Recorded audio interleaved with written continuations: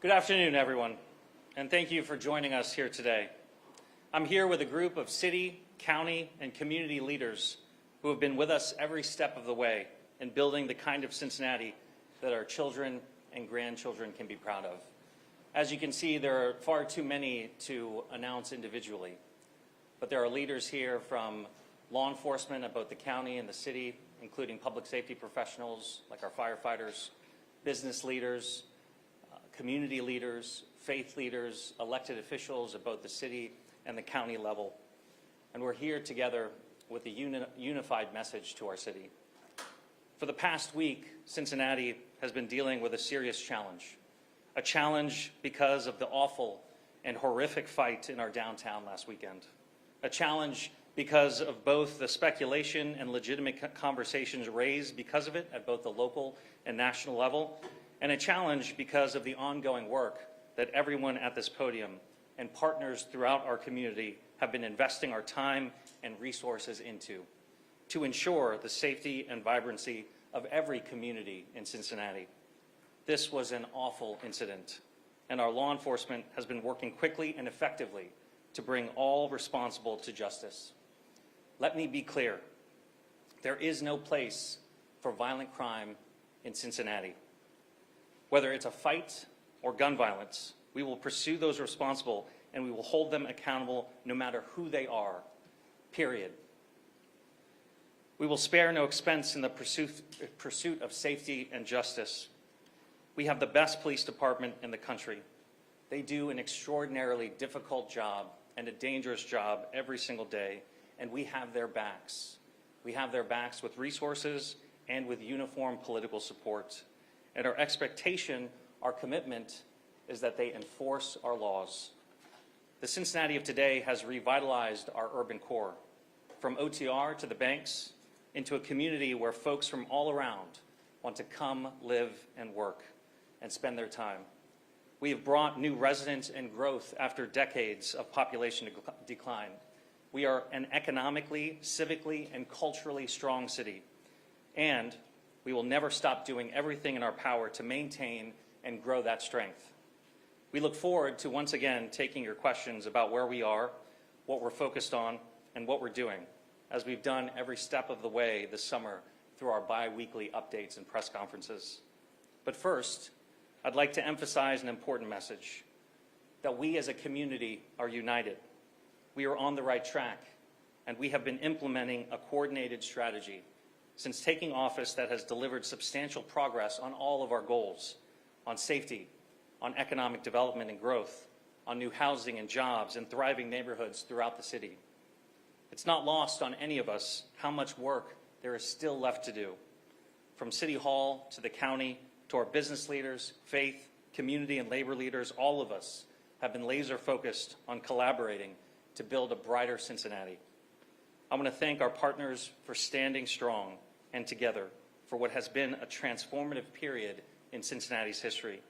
Because make no mistake, our communities have more strength, more opportunity, and more momentum right now because of that work. But all of what we've accomplished, where we want to go as a city, is only possible when residents are safe and when, importantly, they feel safe spending time in our public spaces. And while the data shows the progress that we've made, it means nothing if the public perception does not match. And currently, too many Cincinnatians don't feel safe. All of us, especially me, are clear-eyed and working urgently to fix that. We have to make the city safer right now. In Cincinnati, preventing violent crime has been our singular top priority, and our budget, our words, and our actions all reflect that. I'm proud that under the leadership of City Manager Long and Police Chief Thigi, and in collaboration with the county, local businesses, and community partners, we have not just made sure the resources are there, but that we have listened to and adjusted with the data and experiences that the residents are telling us. And that has, of course, included strong, consistent investment in our law enforcement and our public safety approach as a whole, and a clear focus on making adjustments based on what the data and our residents are telling us. Just this summer, as we've targeted concerning crime trends, we have implemented and regularly updated residents on new police task forces going after street-level crimes, new walking patrols in our urban core to increase visibility, and a rollout of a new drone program as first responders. However, any violence, any tragedy is inexcusable in our city. It is our responsibility as city leaders, it is my responsibility as your mayor to fix it. There is obviously more work to be done, particularly in our downtown, but our strategies and investments have led to a significant decrease in citywide crime. And as Chief Teresa Thigi will further discuss in detail, this is a moment to double down on the investments and strategies that have driven the progress that we've seen so far. Before I welcome the city manager to speak, thank you to all our police here in Cincinnati for your exceptional service and your sacrifice. From our CDRT and SWAT teams to the task force patrolling our hotspots, to every officer upholding their oath to protect the residents they represent. It is because of you that all of this is possible. And thank you to all our partners here locally and beyond for helping us in this critical work. As we've announced, Governor DeWine has not hesitated to come to the table in support of our Cincinnati efforts with public safety resources to strengthen our local law enforcement approach. That is the kind of public service based in real action and collaboration that makes every community here and throughout Ohio a better place. Governor DeWine is a good man with a proven track record of putting communities over partisan politics, and I'm grateful for his collaboration and partnership. I'll end with this. Cincinnati is a special place. We are a proudly diverse city with a large and vibrant Black community that is rich in tradition and in history. The racial dynamics of this fight are unavoidable, and some have cynically used the opportunity to try and divide us along racial lines. That is a choice we must firmly reject. But rising to challenges like this, to create something even brighter, is nothing new for Cincinnati. This is the city that served as the gateway to freedom on the Underground Railroad. This is the city where, out of tragedy, we built a community-driven national model for problem-solving oriented policing in the collaborative agreement. We have the scars to show the hard work that it has taken to get us to this point. And our community is stronger because of how we have responded together. Now is not the time to turn away from each other, but to reach toward our shared humanity, irrespective of race and creed. That is the story of Cincinnati's past. It is the strength of our present, and I'm confident it will lead us into the future. We will continue to come together to work toward creating more shared prosperity and to build more momentum as a united front. That momentum is not going anywhere, and neither am I. Thank you, and I will welcome City Manager Cheryl Long.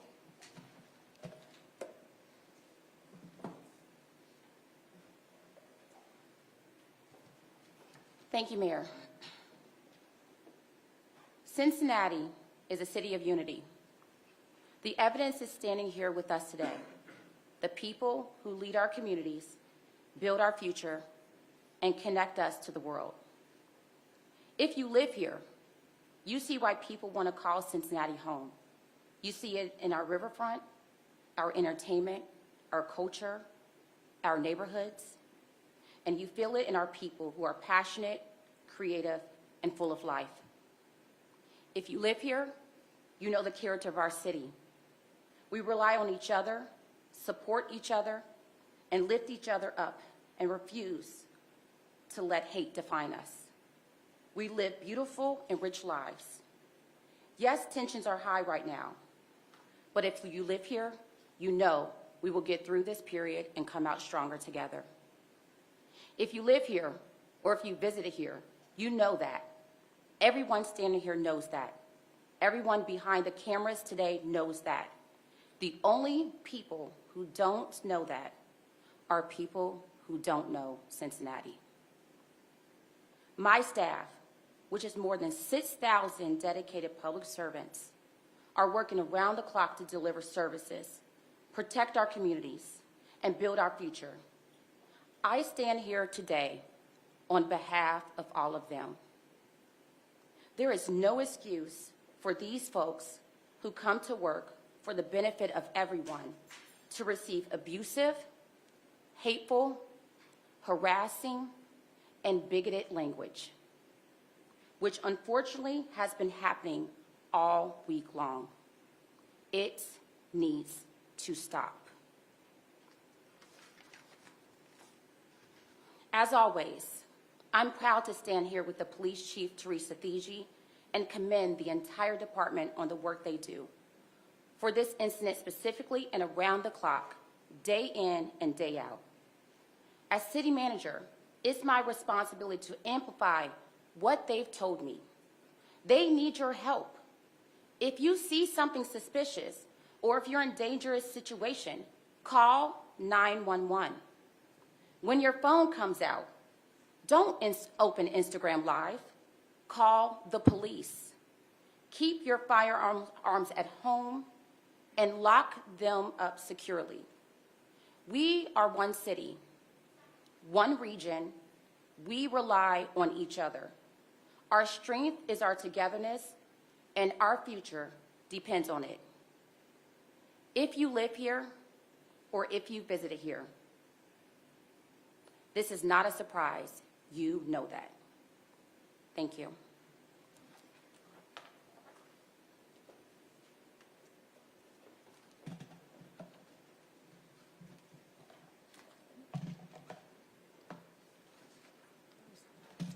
Hi, everybody. Long time no see, huh? All right.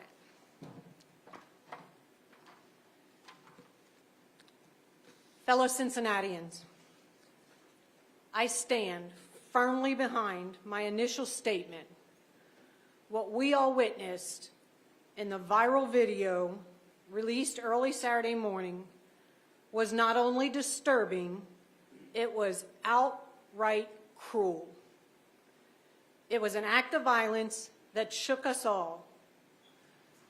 Let me be clear, every single person who played a role in that attack will be held accountable.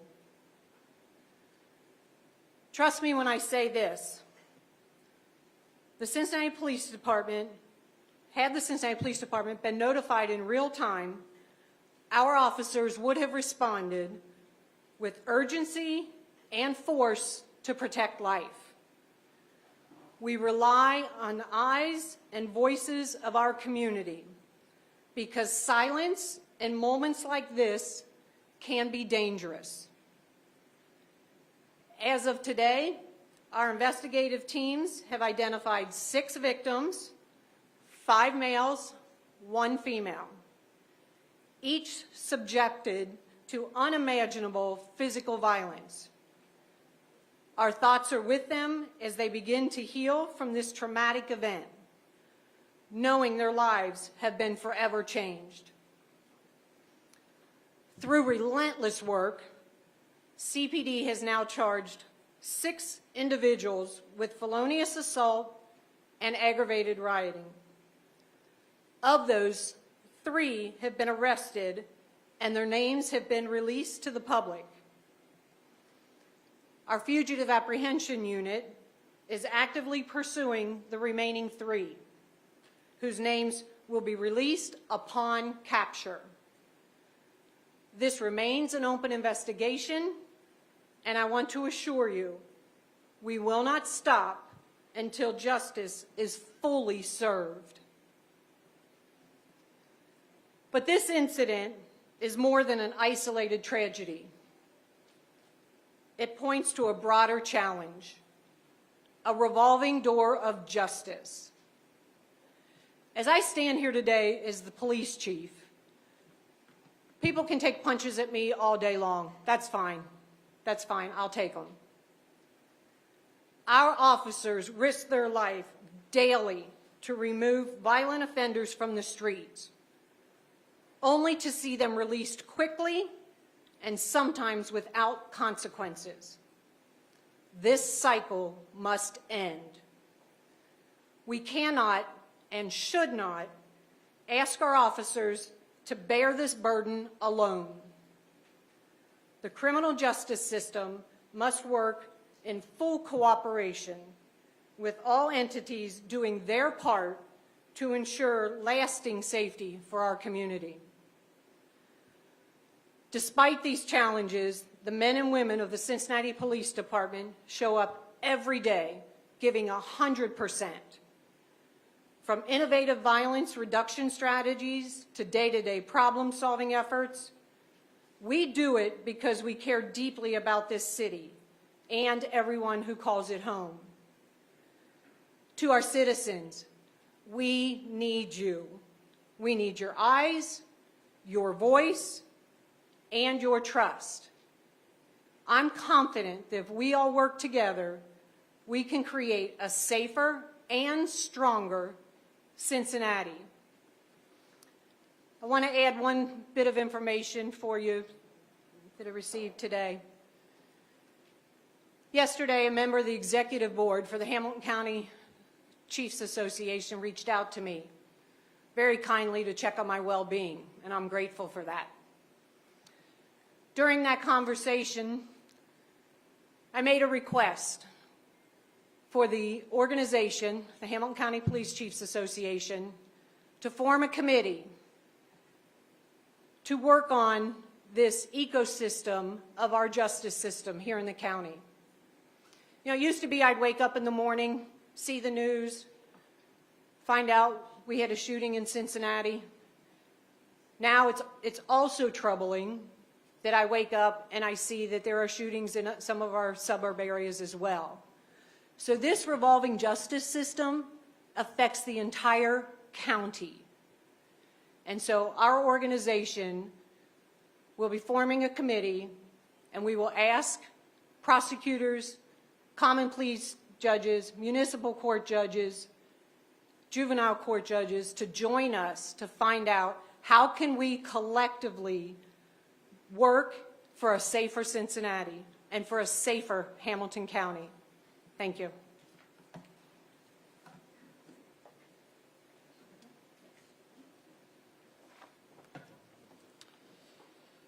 Thank you, Mayor Pureval, and everybody gathered here in support of our great city. I'm Sheriff Charmaine McGuffey, and as Sheriff of this county, I remain deeply committed to protecting public safety, upholding justice, not just through enforcement, but through intentional, strong partnerships with strategic vision. And, you know, this is about aligning the right services for intervention with our outreach professionals, with treatment providers, and with law enforcement. Civic leaders will also help us, and we're committed to working as one system, the criminal justice system, so that we can bring some solutions and law and order to Hamilton County and the city of Cincinnati. I'm proud to continue a strong partnership with the city, and I know that these lasting solutions that we will work towards and find are going to bring in agencies from across this region. They're going to bring in police departments, communities, and we are going to ensure safety and law and order. Every resident who works or lives in this city will feel the impact of that because they will understand that we have created a safer environment in this city and county. This working relationship will be led with integrity, compassion, effectiveness, and transparency. As your sheriff, I'm all in for the county. I'm all in for the city and for the criminal justice system that we must utilize and strengthen our partnerships and bring real solutions and solutions that include law and order to this city and this county. Thank you very much. Finally, we will have a faith leader, Pastor David Lynch. Thank you, Mayor, and to all of us gathered, to the chief, the sheriff, the council members. I agree, and I'm excited to stand with the mayor and others saying that safety has to be the #1 priority in our city. Across our city, every social demographic wants to live in a safe city. And in saying that, let me address briefly the racializing and politicizing of this event that happened this past weekend. We would not be here, and this would not be national news. This would not be national news. This was a group of black people that jumped on other black people. It would not be national news if it happened in Montgomery Inn and somebody beat down two elderly white people. But obviously it's national news because it's been racialized. So let's walk back. For those who want to racialize this, it was a fight that took place. It was a black man and a white man, one-on-one. They were facing each other, and no punches were thrown. A kick was tried that didn't land. And for those who want to racialize it, then a black man stepped in between the combatants, separated them, and said, "This is enough, stop fighting, everybody needs to chill." And then for those who want to racialize it, the white man then steps back in the ring and slaps not the black man that he had just squared up with, but slaps another black man. So after that, he was met with disproportionate force. For those who want to politicize it, the J.D. Vances and the Vivek Ramaswamis and the Bernie Morinos and the Christopher Smithermans and many others who want to politicize it, they have not yet said something that I always hear when a black person, say, runs from the police and then is met with disproportionate force, sometimes ending their life. What we hear is, well, why did they run? Why didn't they just comply? We hear that every time. But I've yet to hear anybody say, why didn't he just walk away? So let me back up so you understand this. Two combatants, one black, one white. A black man steps in, breaks it up. The white guy re-engages, slaps, not the black man that he had just squared up with, but slaps another black man. And nobody's asking, why didn't he just walk away? And so when I see, and I don't know who else the chief is looking for or CPD is looking for, but when I see the mugshots, I only see people who look like me. I don't see the person who re-engaged, slapped not the initial person, but slapped another black man. So I don't see the slapper's mugshot. And so sadly, I have to agree with those who are politicizing this and racializing this. I have to agree with the Smithermans, the Ramaswamis, the Morinos, Corey Bowman. This is racial because it is unequal justice. And so until we see all the mugshots, this is still a racial issue. So let me say again to those in Cincinnati, it's Friday night, and we know people like to go out on Friday night. Here's what I would ask. Because of what happened this past weekend, we don't want to see it happen again. Drink responsibly, take care of one another, and everybody get home safe. God bless you.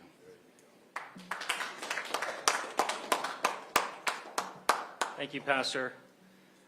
I'm truly grateful for the outpouring from every sector of our city here today and over this past week. It has been a challenging time. But we have been and will continue to respond innovatively, with urgency, because it cannot be lost that violent crime has no place in our city, period. To that end, in partnership with the governor, the police chief will be deploying state highway patrol on our highways inside of our city. I want to be very clear that CPD will still be exclusively responding to calls for service, that the highway patrol will be used specifically on the highways, and that will free up significant CPD resources in order to deploy police officers in our urban core. Our priority right now is public safety and police visibility. In addition to that, the chief will be directing CDRT and SWAT, who have been deployed every single weekend through the year in our urban core, starting at the banks. They will now expand the footprint of CDRT and SWAT to include 4th Street.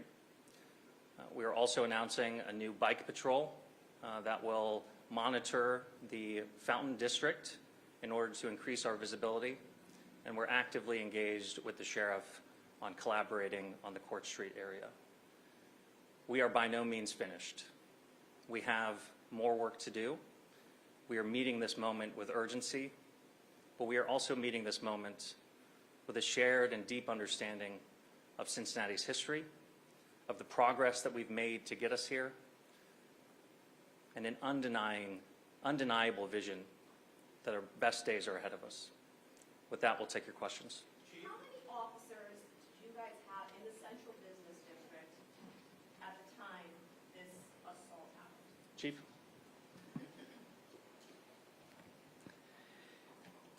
We had 11, and we narrowed that window down because I knew this question would come. So from 2 a.m. to 4 a.m. specifically, we had 11 officers working, and that is not counting off-duty details that may have been in the area. And that's in the Central Business District? Correct. How come there weren't more officers? I mean, you even said it, that you wouldn't want your family to be downtown when the bars close. The bars close, they don't let out till 3 o'clock in the morning.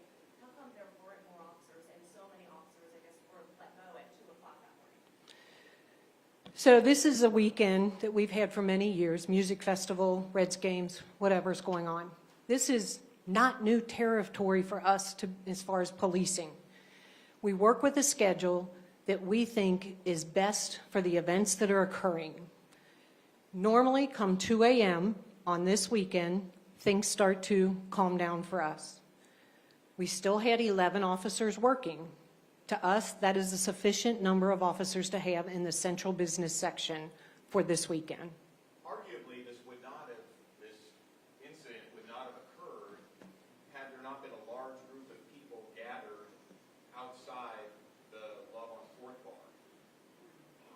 There have been 84 incidents since that bar opened at that location. 84 incidents that police have been called at that location since it opened. Why not have police at that location if you're getting called there every weekend anyway? Because the geographical area of the central business section is more than just that corner.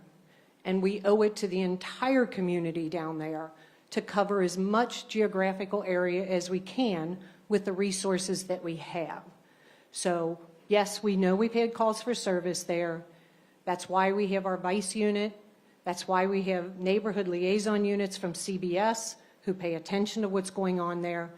But to take all of my resources and put them on one corner for one problematic bar or potentially problematic bar would be irresponsible to the rest of the central business section. This is a place that's Go ahead. David, I'll take your question as well. I'd like to look at the complaint data because what I do know is that there was a very problematic bar across the street where we were getting significant calls for service. And this team worked collaboratively and effectively to shut that place down. What I can say is all public nuisance concerns go through the city solicitor's office and that we take all complaints very seriously and investigate them and will hold them accountable if necessary. Mayor, I've got a couple of questions for you. Yep. First, I've been on this all week, and the first time at a press conference, at least we've heard any type of narrative about what happened here was from Pastor Lynch. Why is this the first time we're hearing start to end narrative, and do you agree that that's what happened? So the reason we city leaders have been very specific in talking about the facts is because the investigation is still ongoing. I agree with Pastor Lynch that there is no doubt that this public safety challenge, that this incident will require further investigation, further charges, and further arrests for every single person involved. The investigation is ongoing, and I expect that we will have more charges and more arrests as the investigation proceeds. And on the note of state aid here, one of the things that was offered was additional resources for post-release control. When we reached out to PG yesterday, she indicated they're working on evaluating how that can be implemented before accepting it. But we've had 2 people charged with murder this summer alone after cutting off their ankle bracelets. Why is this not something we're ready to accept now? We are happy for the state to do their job, which is to track down these parolees who are cutting off their ankle monitors. We encourage and ask that they do that. What the chief is communicating to you is that if that enforcement is stepped up, which would be welcome, because as you have indicated, there's been incidents where these folks haven't been picked up by state authorities. We are just asking for that collaboration. If this is a problem area, how come there's no city cameras or no working city cameras that picked up the incident? Or do you rely on the 3 CDC cameras, which aren't public record? Yeah, so we have a very robust CEPTED program where we work to harden locations, including videos. We collaborate extensively with private businesses. Actually, I'll ask the chief to talk through that in order to rely not just on city cameras, but on private cameras as well, and not just in businesses, but also at homes. And we are actively trying to increase that presence. Chief? I do understand that it is, obviously people have seen what happened, and I think the public has a right to see how this unfolded from the start to the end. Will this footage be made available to the public? Yeah, I'll ask the chief to respond to that.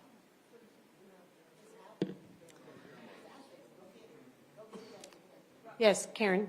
So to your point about cameras and additional information, Reverend Lynch explained what he saw when he saw the footage, which is the footage that has been extensively viewed by public. Probably early next week, I will be releasing additional footage, including body-worn camera. That tells a little bit more of the story, but right now I need to let the investigators continue to do their job. If I release too much, too soon, even though there's a very strong appetite for it, I jeopardize the integrity of the investigation, and that would not be good for anybody involved. Mayor, you said that you've already shut down another bar in that area. 84 complaints to that particular address, 2 liquor violations at the state. What does it take to get some corrective action at that location? Takes the city solicitor's office doing their investigation on the complaints, which is absolutely ongoing. And as that investigation proceeds, and we actually have the facts about whether the complaints are justified and backed up by evidence, then we will of course take corrective action. But at this point, it's too soon to comment on that. Go one second. Becca, go ahead, then you'll be next. Chief, can you talk more about this revolving door committee you mentioned? Who will appoint the members? When will they start meeting? And are you asking for any action to happen before those committees' recommendations are out? Yeah, so it's a very new idea, a new concept. I will be working with the executive board of the Hamilton County Police Chiefs Association to determine exactly that. Who will be on the committee? We will reach out to the entities that I mentioned, see who they would like to represent them at the table, so that we can move this topic forward. Chief, this is an ongoing investigation, obviously, but there's been a lot of outside conversation outside of Cincinnati. Can you tell us anything about the people that you say could possibly be targeted from this area? Are they local, or are you using other cities as resources to help get those people captured? Yeah, so right now, I'm not going to reveal that because, like I said, our fugitive apprehension unit is looking. Our investigators are still working. And again, I do not want to tip our hat to anything too soon. Yes, sir. Chief, one question. The street crime task force, are they going to be assigned later to all this, like past 3 a.m., or what does it look like? Yeah, so the Street Crimes Task Force, their hours fluctuate, and that's by design. I cannot stand here and reveal to you where all of our resources are going to be, what day of the week, what time of the day.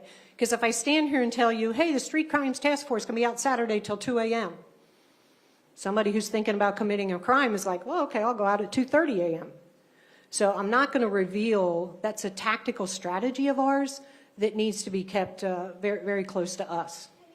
Sheriff, I have a question for you, if you don't mind. The chief had said earlier. Excuse me, sir. I'd ask you to talk to the sheriff after the press conference. we're focused on city officials for Q&A, but I'm happy to take any question that you have. I mean, this mostly pertains to her. You had her speak, so I assume that that would be fair game, but sure. You talked about significant decrease in citywide crime. What numbers do you have to support that? Where are the statistics on that, and what specific types of crimes? Are we talking violent crimes, car break-ins? Where are we at with that? Yeah, violent crime. We do a biweekly update and press conference on the recent crime stats. We've been doing that for the last month, if not more. And what we have shown is our violent crime is down, but there's a concerning increase in burglaries and breaking and enterings and shootings in some specific areas, which is why we responded forcefully with a street crimes task force that is using the data about where these hotspot areas are to increase our enforcement and our police visibility. It's why we're using drones as first responders, particularly in these areas, in order to drive those numbers down. And we've talked a lot about our police response, but it's why we have problem-solving initiatives, particularly at Smale Park and in other hotspot areas, in order to not just rely on police, but take a comprehensive view in trying to reduce the crime. And I'll tailor my Go other ahead. question that I had for you. You talked about often violent offenders are released quickly without consequence. I believe the chief's the one that said that. Do we have a jail system in this county that can support longer jail stays for violent offenders, given the volume that we have within the city? Yes. Go ahead. A Facebook post from Councilmember Virginia Victoria Parks went viral earlier this week. It said, the quote is, "The victims begged for that beatdown." There have been some calls online for her resignation from a couple of local officials. I'm wondering if you have a comment on that. Yeah, I've commented on this already. I profoundly disagree with Councilmember Victoria Parks. No one deserves to be a victim of violent crime, ever. And we are working very hard to make sure that that fight like that doesn't happen again in our city. She hasn't asked a question. Folks, go ahead. Well, the man that Pastor Lynch was talking about, who made the slap, you could see on some of the cameras on social media, will he be facing charges? We are actively investigating him. We take all violence very seriously. As I mentioned, I expect more charges and more arrests. Go ahead, Scott. Do you still have confidence in the police chief? Absolutely. This is for Addition Chief. Earlier this week, you did reprimand the media a bit about the release of the video. A lot of times our hands are tied as far as what we could show. Why hasn't the other part of the video been released by CPD earlier? Because it's an ongoing investigation. I met with the investigators this morning. They are very, very good at their job. I need to respect their wishes as they continue this investigation. And at that time, their wishes were, we need to hold back this video. We're still investigating. Yes, ma'am. As you're talking about the revolving justice system, was the prosecutor invited today or anybody from her office here? I'll leave that to the mayor. Yes, the prosecutor is with her son who's getting married. Mayor, this has obviously inflamed pre-existing racial tensions here in the greater Cincinnati area, and those tensions will still exist once this story dies down and goes away. How do you address the underlying racial tensions in this area in the long term? Well, it's overt racial tensions that have been inflamed by irresponsible leaders who have unfortunately cynically tried to take advantage of this awful fight and try and divide us. Cincinnati has a long history of being on the very front foot of racial justice. As I talked about, we are the city of the Underground Railroad, Harriet Beecher Stowe, the collaborative agreement, which is the national model for problem-solving policing. And there's no doubt that cities our size that are so diverse, we are essentially a 50% black and 50% white city. That there's no doubt that these racial, if I could finish your question, there's no doubt that any city our size with that diverse of a population has to work intentionally about racial justice, about racial healing, and that is exactly what our mission is to do, which is why we're bringing together such a diverse group of community leaders today, which is why I'm going to speak very frankly about the folks who are trying to divide us along racial lines. and which is why we are a very proud, diverse city, and that will continue to be central to our strength. Councilmember Johnson. Thank you, Mayor. You know, you asked a question, and you're part of the media. We've had over 38 homicides in this city. And I have not seen a loop even close to those 38 homicides to what the media has continuously showed day in and day out. So when you continuously run a loop where you have national leaders that are speaking irresponsible, showing black and white people trying to knock each other's heads off, what role do you play, media, in continually showing that level of violence? What role do you play in quoting misdirected national leaders talking about a city that is on the right track, but they're doing everything they can to try to take us off the track? What role do you play, media, in that? And what you'll say, and let me finish, what you'll say is you're just reporting the news.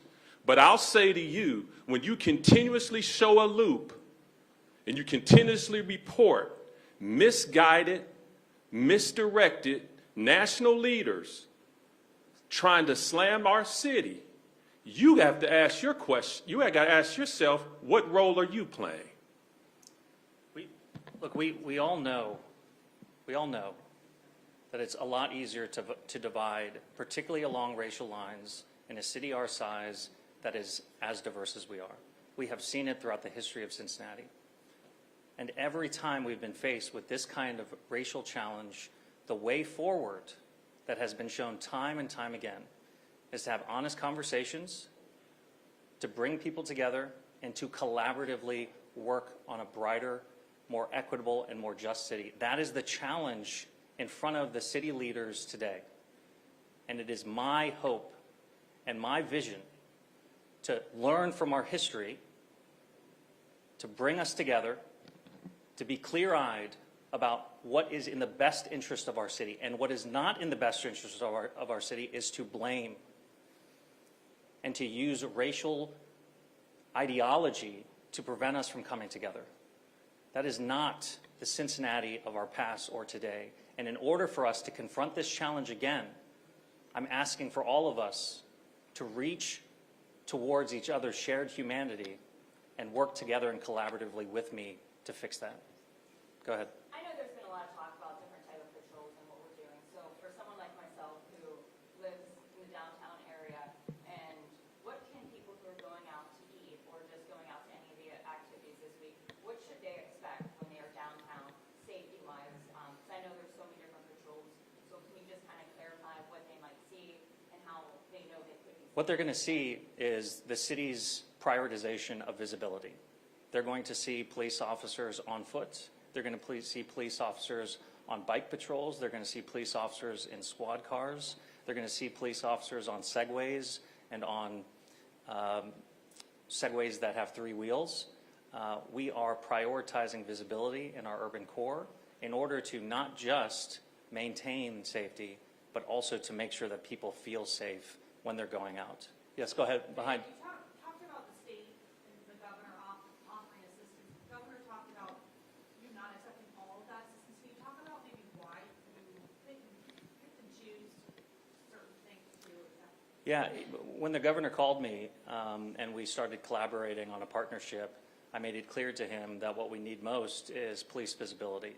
And that's why Highway Patrol, doing what they're already currently charged to do, which is patrol our highways, frees up our CPD officers to drive more visibility into the urban core. As I mentioned earlier, we need the state to be more active in enforcing parole, folks on parole who are cutting their ankle monitors, and we welcome that.